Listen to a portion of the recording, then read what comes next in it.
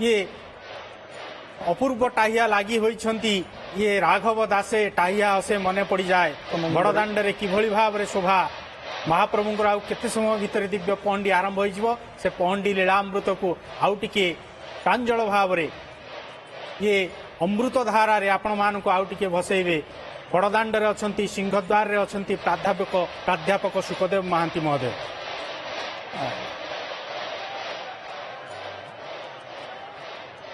जय जगन्नाथ जय जगन्नाथ जय जगन्नाथ। चारमाଳ ଉପରେ ବିଜୟ କାମ ପାଳ ଶ୍ରୀଭୁଜେ ସ୍ୱଭାବନ ସ୍ୱାମୀ ସୌନଳ ମୂଷଳ। ଧନ୍ୟ ମହାପ୍ରଭୁ ଧନ୍ୟ ଆପଣଙ୍କର ମହିମା। ଚତୁର୍ଦ୍ଦଶ ବ୍ରହ୍ମାଣ୍ଡର ଅଧୀଶ୍ୱର हे बलराम ठाकुर हे बड़ बाड़र मणिमा आपण माने देखुचंती हो भगवते देख देख चाह चाह एकाएक सेवक पति महापात्र महोदय महाप्रभुंकर बड़ ठाकुरंकर निराधना करुछंती एवं तंकर आरत्रिक वंदापना एवं से आरत्रिक वंदापना पर सेठी बिड़िया लागी एवं आपण माने जानती घसा घसा जल जो जल रे जायफल प्रभृति जो सुवासित वस्तुमान मिश्रित होइछि बिड़िया एवं घसा जल जेतेबेले महाप्रभु को समर्पण करुछंती एपटे आपण देखुछंती घोष घंटुआ माने सेमानकर अपूर्व नाद सृष्टि करिवार व्यस्त रहिछंती एवं गर्जी उठुची गौरी बेत ए जो बेत आपण देखुछंती ये होची गौरी बेत एवं से गौरी बेत वर्तमान संकेत दउची हे महाप्रभु एवं छामुखुंटियांकर संबोधन श्रीअंग को सावधान मणिमा श्रीअंग को सावधान एवं दईता माने अंगलागी सेवक माने समस्ते प्रचेष्टार रही बलरामकर रसिक शुक्ला शिकुला फिटी जाइए आहा कि सुंदर भाव में शोभा विस्तार करुच्ची आपण माने देखंतु ताहिया दिशई कि मनोहर विजय हुअंती बड़ ठाकुर से नयन चल चंचल जे आज मन चलचंचल हो गलानी बलराम प्रभुंकर बलभद्र ठाकुरंकर आपण देखुचंती से मयूर पुछाकार से विराट जो टाहिया से टाहिया अपूर्व प्रभा अपूर्व आभा अपूर्व प्रतिभा विस्तार करुअछि एवं आपण देखिथिले सुदर्शनंकर एवं सुभद्रांकर आपण देखिबे जे सुदर्शन तो आगे विजय कर जाइछंती पछरे मध्ये देखिबे देवी सुभद्रांकर खंडीए काठी रे दुब एवं फूलर चूल तांकू लागि हुए आकृति जार टोपर भली किंतु एबे देखंतु ठाकुरंक मथारे फूल द्वारा सज्जित मयूर पुछाकार ए जो विराट आभरण जहाकू टाहिया बा टाहिया बोली आमे कहूचे एथिरे आपण देखंतु बेतमुंडुली बाउंस काठी दुब कदली पटुका सोल जरी रंगीन सूताकना फूल अनेक पुष्पर संभार रंगणी चंपा मल्ली मालती किया टगर पद्म आदि फूल माने सेतेरे सन्निवेशित होइचंती एवं समावेशित होइचंती राघवदास मठ महोदय मठाधीश महोदय ये व्यवस्था करिसंती एवं अनेक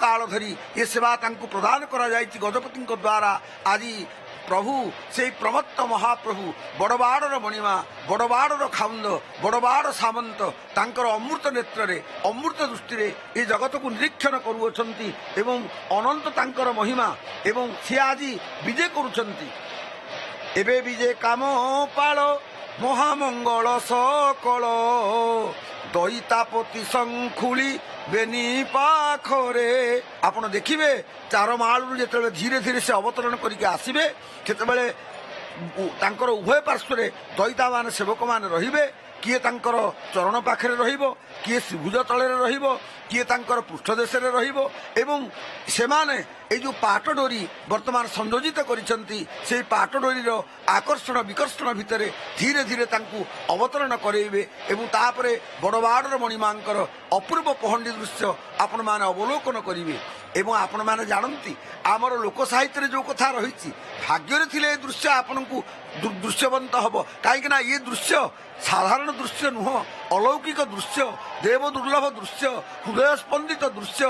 ସେଥିପାଇଁ କୁହାଯାଏ, କହିଲେ ଆରେ ଭାଇ ମନେ ରଖିଥା ଗୋଟେ କଥା, ଗଙ୍ଗାରେ ସ୍ନାନ, ଗୟାରେ ପିଣ୍ଡଦାନ, ଭାଗ୍ୟ ଥିଲେ ନୀଳାଦ୍ରିରେ ପହଣ୍ଡି ଦର୍ଶନ। ଇଏ ଲୋକ ସାହିତ୍ୟରେ ଯୋଉ କଥା କୁହାଯାଇଥିଲା, ଇଏ ଆମର ମହାଭାଗ୍ୟର କଥା। ଧୀରେ ଧୀରେ ଦୋଳାୟିତ ହେଉଛନ୍ତି ବଡ଼ବାଡ଼ ମଣିମା ଏବଂ ଅନନ୍ତ ତାଙ୍କର ମହିମା, ଅନନ୍ତ ତାଙ୍କର ଗୁଣ କିଏ କହିପାରିବ। ଏବଂ ଇଏ ଅନନ୍ତ, ଅନନ୍ତ ନାମେ ଅନ୍ତ ନାହିଁ, ଅଣ ଅକ୍ଷରେ ଯାର ଦେହି। ତେଣୁ ଏଇ ଯୋଉ ଅନନ୍ତ ସୀମା ତାଙ୍କର, ସେଇ କାମପାଳ ରେବତୀ ରମଣ ହଳାୟୁଧ ଆଜି ଧୀରେ ଧୀରେ ଅବତରଣ କରିକି ଆସିବେ। ସେବକମାନେ ଘେରି ରହିଛନ୍ତି ଏବଂ ମହାପ୍ରଭୁ ଟାହିଆକୁ ଟିକେ ଟିକେ ଧୀରେ ଧୀରେ ମାନେ ବିଦୋଳିତ କରୁଛନ୍ତି, ଆନ୍ଦୋଳିତ କରୁଛନ୍ତି ଏବଂ ଦୋଳାୟିତ ସେହି ଟାହିଆର ଅପୂର୍ବ ଭାବ ତରଙ୍ଗ ସବୁ ଭକ୍ତମାନଙ୍କ ହୃଦୟକୁ ଯେମିତି ଚୁମ୍ବି ଯାଉଛି। ଏବଂ ବର୍ତ୍ତମାନ ଆପଣ ଦେଖୁଛନ୍ତି ଶ୍ରୀକ୍ଷେତ୍ର ଲୋକାରଣ୍ୟ ହୋଇଯାଇଛି ଏବଂ ମୈତ୍ରୀ ବଡ଼ଦାଣ୍ଡ ସିଂହଦ୍ୱାର ସମ୍ମୁଖ ଇଏ ଯେମିତି ଉଛୁଳି ଉଠୁଛି, ଜନସମୁଦ୍ରରେ ପରିପୂର୍ଣ୍ଣ ହୋଇଗଲା ପରି ଲାଗୁଛି। ଏବଂ ଧୀରେ ଧୀରେ ଆପଣ ଦେଖୁଛନ୍ତି ଯେ ଖୋଲି ଯାଇଛି ରସିକ ଶିଖୁଳା। ମହାପ୍ରଭୁଙ୍କୁ ସେଠି ଦୃଢ଼ ଭାବରେ ବନ୍ଧନ କରାଯାଇଥିଲା ଏବଂ ବର୍ତ୍ତମାନ ମହାପ୍ରଭୁଙ୍କର ସେ ରୁନ୍ଧା ଫିଟି ଯାଇଛି। ମହାପ୍ରଭୁ ଆସିଛନ୍ତି, ଭକ୍ତମାନେ ତାଙ୍କୁ ଘେରିକି ରହିଛନ୍ତି ଏବଂ ତାଙ୍କର ପହଣ୍ଡି ବିଜେର ଉପକ୍ରମ ଆମେ ବର୍ତ୍ତମାନ ଦେଖିପାରୁଛୁ। ଏବଂ ଧୀରେ ଧୀରେ ମହାପ୍ରଭୁ ଅବତରଣ କରିକି ଆସିବେ। ଯୁଗ ଯୁଗାନ୍ତର ଧରି ଦିବ୍ୟ ଲୋକରୁ ସେ ମର୍ତ୍ତ୍ୟକୁ ଅବତରଣ କରି ଆସିଛନ୍ତି। ତ୍ରେତୟା ଯୁଗରେ ଲକ୍ଷ୍ମଣ ଭାବରେ ସେ ଅବତୀର୍ଣ୍ଣ କରିଥିଲେ ଏ ଜଗତରେ। ଦ୍ୱାପର ଯୁଗରେ ସିଏ ନିଜେ ଜ୍ୟେଷ୍ଠ ଏବଂ ଗରିଷ୍ଠ ଏବଂ ଶ୍ରେଷ୍ଠ ଭାବରେ ସିଏ ମଧ୍ୟ ଭଗବାନ ଶ୍ରୀକୃଷ୍ଣଙ୍କର ଅଗ୍ରଜ ଭାବରେ ଥିଲେ। ଏବେ ମଧ୍ୟ ଅଗ୍ରଜ ପୂର୍ବଜ ଭାବରେ ସିଏ ରହିଛନ୍ତି। ଘୋଷ ଘଣ୍ଟୁଆ ମାନଙ୍କର ସେଇ କମନୀୟ ଯୋଉ ଭଙ୍ଗୀ, ସେ ଭଙ୍ଗୀରେ ଆପଣ ଦେଖୁଛନ୍ତି ସେ ଅପୂର୍ବ ଶବ୍ଦ ତରଙ୍ଗ ନୀଳାଦ୍ରି କନ୍ଦରକୁ ତରଙ୍ଗାୟିତ କରୁଅଛି, ମୁଖରିତ କରୁଅଛି। ଆହା କି ଅପୂର୍ବ ଏ ଦୃଶ୍ୟ। ଧୀରେ ଧୀରେ ମଣିମା ଆପଣ ଅବତରଣ କରନ୍ତୁ, କାହିଁକିନା ଆପଣ ଉର୍ଦ୍ଧ୍ୱ ଲୋକରୁ ନିମ୍ନ ଲୋକକୁ ଭୂଲୋକକୁ ଯେତେବେଳେ ଅବତରଣ କରୁଛନ୍ତି, ଇଏ ଧରିତ୍ରୀ ଆଜି ଧନ୍ୟ ହେଇଯିବ। କାରଣ ଦେବତାମାନେ ସେଦିନ ପ୍ରଶଂସା କରିଥିଲେ। ଯେତେବେଳେ ଆପଣ ଏଇ ଧରାଲୋକକୁ ସ୍ପର୍ଶ କରିଗଲେ ମଣିମା, ସେଦିନ ଦେବତାମାନେ କହିଲେ ଧରିତ୍ରୀ ମାତା ତୁମେ ଧନ୍ୟା, ତୁମେ ଅନନ୍ୟା। ଧରିତ୍ରୀ କହିଲେ କାହିଁକି ନା ଦେଖ ଆଜି ବଳରାମ ବଳଭଦ୍ର କାମପାଳ ଆଗୁତ ହିଁ ଜାତ ହୋଇଥିଲେ ରହି, କ୍ରମେ ବେନି ଭାଇ ଯାଇ ହୋଇଲେ ସଙ୍ଗ, କାଳିନ୍ଦୀ ସୁର ସରିତ ହୋଇବା ପ୍ରାୟ ଏକତ୍ର, କମନୀୟ ଦିଶେ କଳା ଧଳା ଶ୍ରୀଅଙ୍ଗ, କରିବାକୁ କଳୁଷ ନାଶ, କଲା ବିହି ମଞ୍ଚେବେନି ତୀର୍ଥ ପ୍ରକାଶ। ଦୁଇ ମହାତୀର୍ଥ, ଜଣେ ତୀର୍ଥ ବସିଛନ୍ତି ନନ୍ଦିଘୋଷରେ, ଏଠି ଜଣେ ମହାତୀର୍ଥ ଧୀରେ ଧୀରେ ଆସୁଛନ୍ତି ଏବଂ ଚାରମାଳ ଉପର ଦେଇ ଅବତରଣ କରି ଆସୁଛନ୍ତି। କାହିଁକି ନା ଏଇ ଅବତରଣ ଲୀଳାଟାକୁ ସେ ଦେଖାଉଛନ୍ତି।